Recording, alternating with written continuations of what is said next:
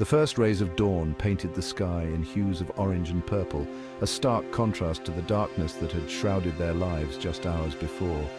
The air, thick with the smell of damp earth and the lingering scent of fear, now vibrated with a different kind of energy. Relief. Police sirens wailed in the distance, a reassuring sound that signaled the end of their nightmare. Alia, wrapped in a thin blanket, trembled as she watched the officers swarm the abandoned factory.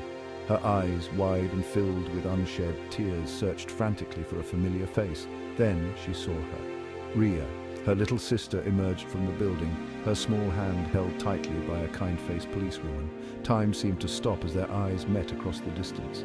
In that moment, nothing else mattered.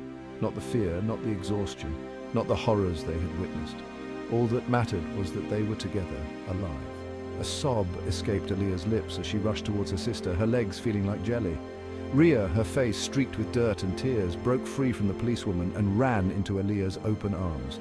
The impact stole Alia's breath. She clung to Ria, burying her face in her hair, the scent of her shampoo, a wave of comfort washing over her. Tears flowed freely now, a mixture of relief, gratitude, and overwhelming love. They had survived. Around them, the world spun back into motion. Flashing lights, hurried voices, and the clatter of equipment filled the air. Yet within their embrace, Alia and Ria were oblivious to it all. They had found their way back to each other, and in that moment, it was enough. Mr. Sharma rushed towards them, his face a mixture of relief and overwhelming joy. He swept both girls into a hug, holding them tight as if he would never let go. Words failed him, but his eyes spoke volumes. Gratitude shone brightly, mixed with a profound sense of relief that brought fresh tears to his eyes. He had his daughters back, safe. When he finally released them, his gaze fell on Keshav and Saurabh, who stood silently by the edge of the activity. His eyes, still glistening, held a deep respect and admiration. He walked towards them, his steps purposeful. "You kept your promise," he said, his voice thick with emotion. "You brought my daughters back to me."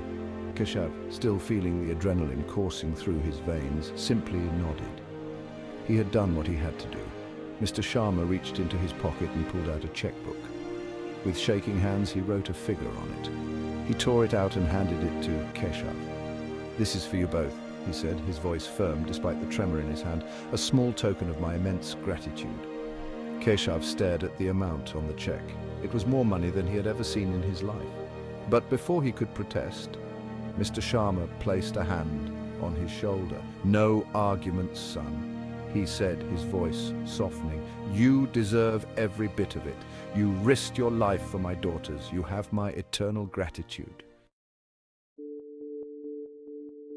The drive back to the city was a blur for Alia. She sat beside Ria, their hands intertwined, drawing strength from their shared experience. Every so often their eyes would meet in the rearview mirror, a silent conversation passing between them. Words weren't needed. They had faced their fears together, and in doing so had forged a bond stronger than ever before. Keshav sat in the passenger seat, his gaze lost in the passing scenery. He couldn't shake the feeling of Alia's hand in his, the memory of her touch a tangible reminder of the danger they had faced together. He snuck a glance at her in the rearview mirror. She seemed lost in her own thoughts, her brow furrowed slightly, her fingers tracing patterns on Ria's hand. He wondered what she was thinking, what emotions swirled beneath her composed exterior. The silence in the car, though heavy with unspoken words, was not uncomfortable. It was the silence of shared experience, of a bond forged in the face of fear and uncertainty. They had faced the darkness together and emerged into the light, forever changed by the experience.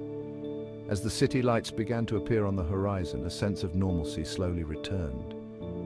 But something had shifted within each of them. They'd stared into the abyss and emerged stronger, more resilient. And in the shared silence of the car ride home, they found a sense of peace that transcended words.